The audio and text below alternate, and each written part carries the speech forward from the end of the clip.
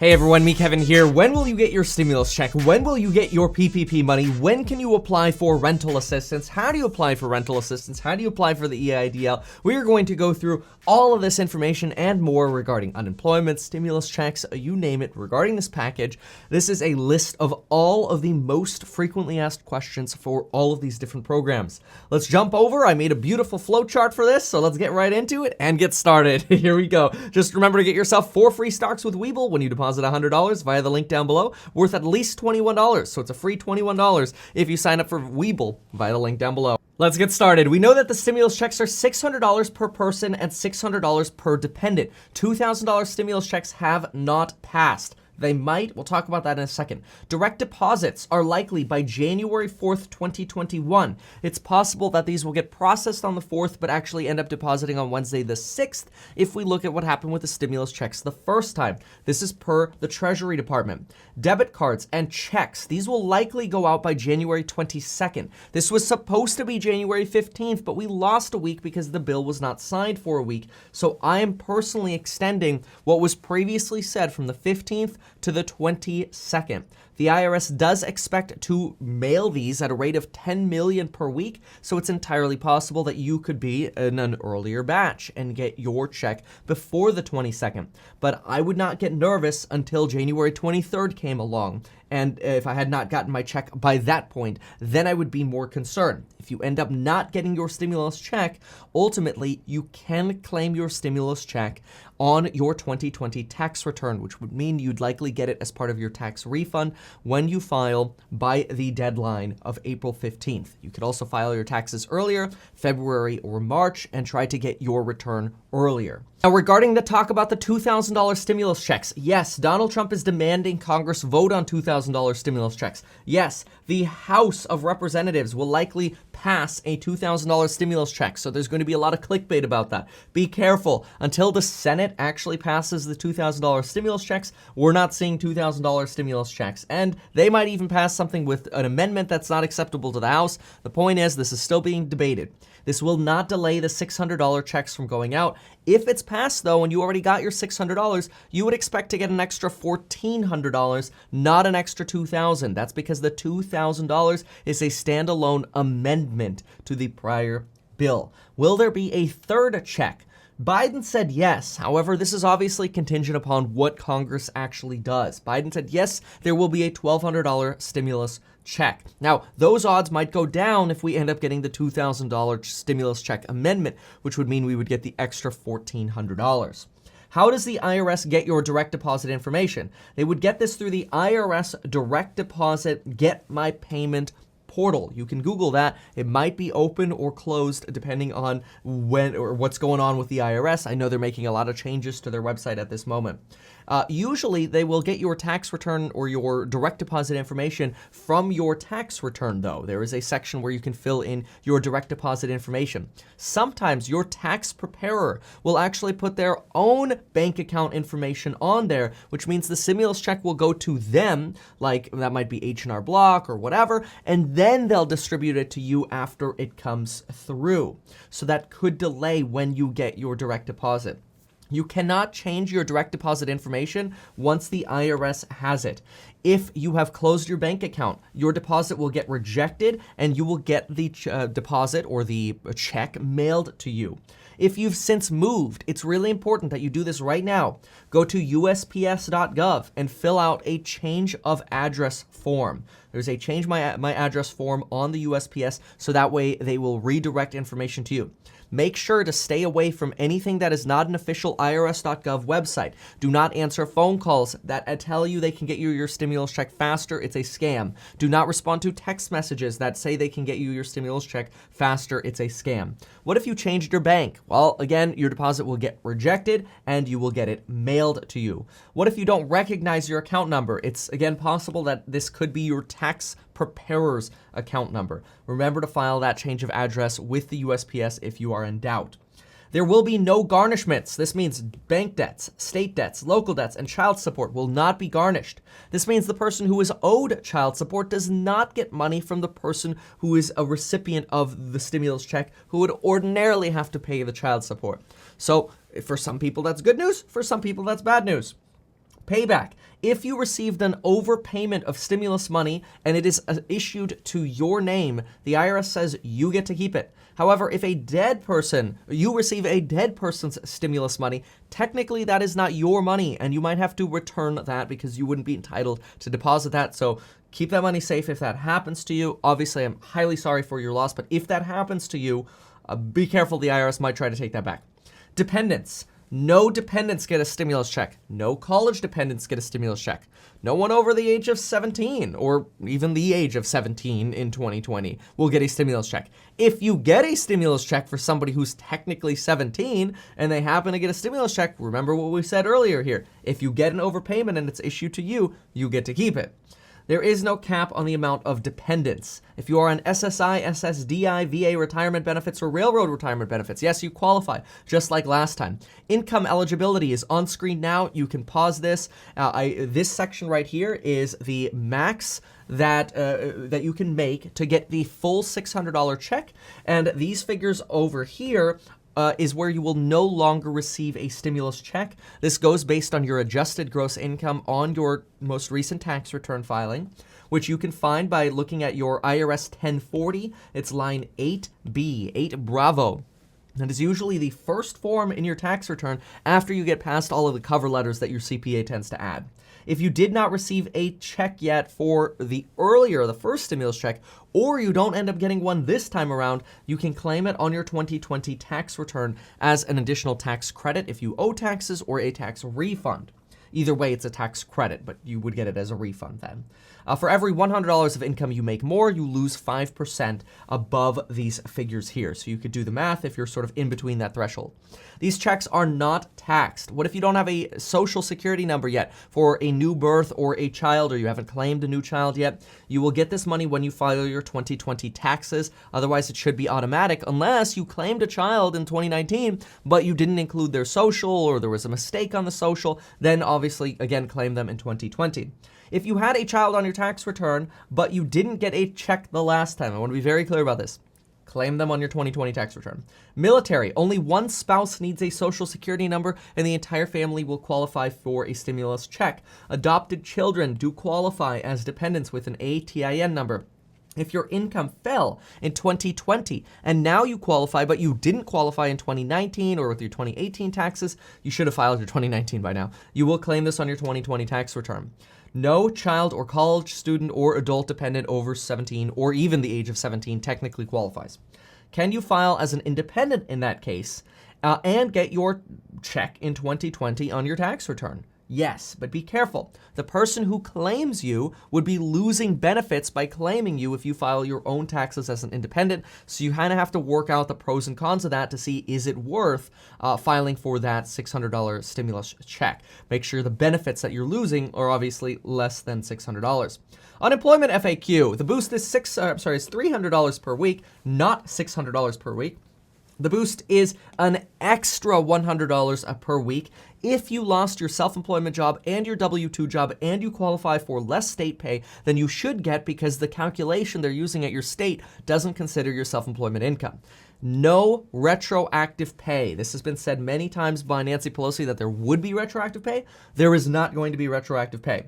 It is unclear if you need to reapply, but you should pay very close attention to any email alerts or notices from your state's unemployment department. Just Google your state, California unemployment, Florida unemployment. Sign up for their email list, stay in touch with them. That is the most important thing you can do. So right now it is unclear if you need to reapply. If your 39 weeks are exhausted, this gets extended by 10 to 11 weeks. It's unclear if we lost that first week. Technically, benefits are paid at the end of the first week, which we lost Saturday. We had a lapse of 24 hours, and we're unsure if that's going to reduce the payments that states are able to pay by 1 week or not. Either way, you should be getting at least a 10-week extension, possibly up to 11 weeks if your state is fast enough. The program, no matter what, ends on March 14th. Unless you haven't gotten your full 11 weeks yet, then you can go up through, I believe it's April 3rd, if you have not gotten your full payments yet. There is a 50-week cap. To be very clear on this, FPUC, yes, 11-week extension and $300 weekly benefit boost. PUA, yes, 11-week extension. PEUC, yes, 11-week extension. Already on an extension, you got another 11 weeks.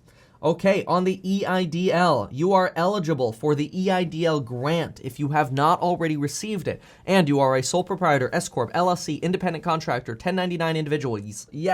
Yes, folks, this includes the names, the types of businesses on screen here, and anything else that could be deemed self-employed. So if it's not on here, it's probably still going to work. Like if you're a contractor, that's not on here, but you're probably self-employed, that applies. If you pay your own taxes, you have no boss withholding taxes for you, you're probably getting a 1099 and you're probably self-employed. This includes realtors, hairstylists, Uber, Lyft, Instacart, eBay sellers, Etsy sellers, side hustlers, day traders, barbers, hairstylists, most commissioned workers, etc. Okay, now, you will likely have to wait until January 4th to January 6th for more information. We do not have more information just yet. If you haven't applied previously, you get $1,000 per employee. If you've already gotten $1,000 per employee, you do not get that $1,000 again unless you're eligible to claim up to $10,000, which we'll talk about that in just a moment. Keep in mind, you are an employee of your own business. So if you're like, but Kevin, I don't have any employees, but you're self-employed. So technically you have your own business, Kevin's Real Estate, Kevin's Realtor Shop, whatever. Do you need a DBA? No. Do you need to have registered your business with your city business license? No. None of that matters. What matters is that you told the IRS you got self-employment income. That's it. You don't need an S Corp, you don't need an LLC, you don't need any of that. You are an employee of your own business, so you have at least one employee, so you're eligible for at least $1,000. If you have a spouse that works with you, that's two. Up to $10,000 request if you're located in a low-income community and you suffered an economic loss of greater than 30%, and you have 300 or fewer employees. It's not entirely clear what they mean by an economic loss of 300%. I believe they want you to compare your income from an 8-week period between March 2nd through the end of 2021 to a period in 2019 to the beginning of March 2020. And if you've had a 30% reduction in your income over an 8-week period over any of those ranges when you compare them, you qualify for up to $10,000 as an individual person, but you must live in an area where there is at least a 20% poverty rate, or the median income in your area is 80% or less than the median income in the surrounding county, city, state, or area. Expect a lot more clarity on this. That is still up in the air and it's very confusing, obviously. You had to have been in business as of January 31st. Regarding the PPP, if you were in business as of February 15th, 2020, you can qualify for the first round of the PPP again. You can go to websites like Square, Cabbage, PayPal, Veeam. It's easy. Do it. Anyone can apply. Yes, if you're an independent contractor, if you're going for that EIDL, go for the PPP as well. There's almost no reason not to. You do have to attest that you have economic hardship, but beyond that, yes, you can apply. They will calculate this based on how much you pay yourself over a certain period of time, usually 8 weeks, and then they can accelerate this up for additional expenses for your business as well. It's a great way to get free money from the government. It's very good. It is way better than getting a stimulus check, on top of the fact that you get a tax deduction. Yes, this is technically double dipping because you're getting free money, and you're not paying, you're not, like, when you get free money, technically you shouldn't be able to write off the things that you're buying with that free money. The government is basically paying that for you, but you do get a tax write-off. So just for a quick example, if you get a $100,000 PPP loan, you will get an additional $25,000 to $50,000 in tax benefits if you write off stuff that you buy with that $100K, which you will because it's for your business, depending on which tax bracket you're in. So it's kind of like you actually got more money, which is kind of cool. And those would be tax savings, right? Because you're getting $100K in write-offs, which means you're saving somewhere around $25,000 to $50K in taxes, depending obviously on your tax situation. Consult your CPA, not any CPA, your CPA. Okay, moving on. We've got rental relief questions. The eviction moratorium has been extended to January 31st, 2021. Biden may extend this. Can SSI individuals get rental assistance? Yeah, it does not matter what kind of support you get. It has no bearing at all if you're on SSI, SSDI, VA. I don't care if you're a cop, a firefighter, a realtor. It doesn't matter what your source of income is. If you have rental or potentially have rental instability, you can qualify for rental assistance. You can qualify for money going forward into the future, and you can qualify for money going into the past. This is very unique, and it was not 100% clear yet if the money that you can get going into the future is something that you can do if you are not late yet on your rent. What you have to do is you have to attest that someone in your household is at risk of homelessness or housing instability. Housing instability could be as simple as having a late utility payment. Then all of a sudden you qualify to apply. However, the unemployed are prioritized for rental relief if you've been unemployed for 90 days. And you are prioritized if your median income is not greater than 50% of the area median income. That's going to sound complicated, so do this. Type this into Google right now. Whatever county you are in, type that name into Google. So if you're in Ventura County, type Ventura. Then type Ventura, and then type area median income. And then there are usually websites that pull up, and you're looking for the one that says 50% median income. What is that number that pulls up for your county?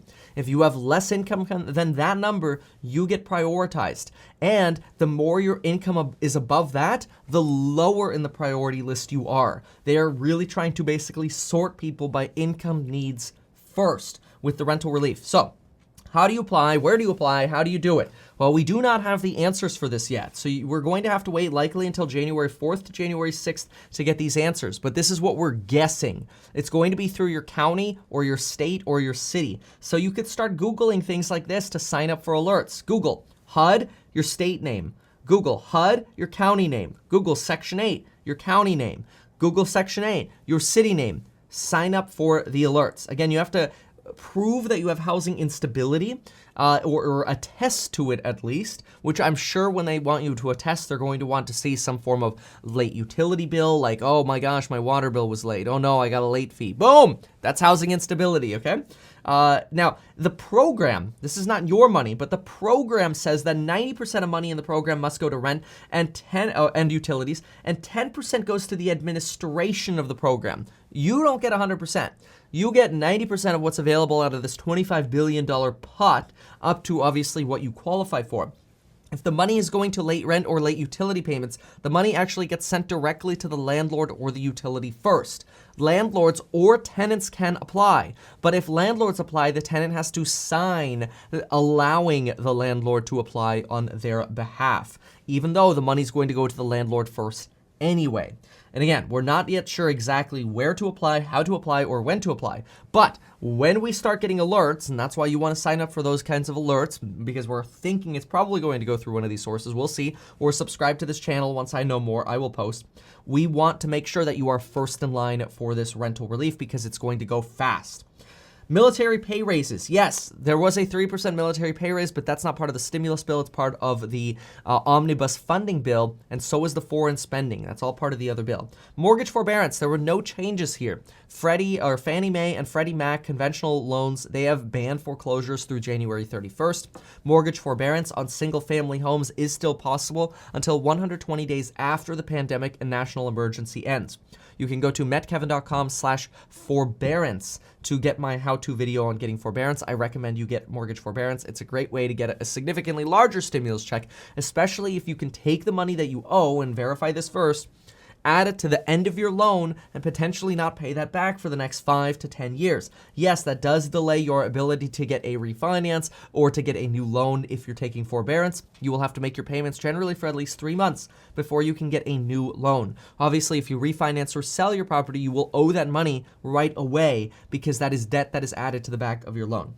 Not all lenders will allow you to add this money to the back of your loan, though, so call the company that you make your payments to and verify this information. Student loan forbearance. There were no changes here. Right now, all we have is deferment through January 31st, 2021. That's all we have right now. No, the government will not shut down, at least not this year, at least not until January 30th of 2021. And regarding student loans, yes, Joe Biden has considered and has mentioned many times that he is trying to push through a $10,000 student loan forgiveness program. We'll see if that actually comes through, but there you go, a complete Q&A FAQ of, well, the most frequently asked questions regarding stimulus and timing for all of this stuff. Thank you so much for watching this video. If you found it helpful, please consider sharing it. Make sure to subscribe to the channel. Get your 4 free stocks with Webull via the link down below. Get your life insurance in as little as 5 minutes via the link down below. And folks, we'll see you in the next video. Thanks. Bye.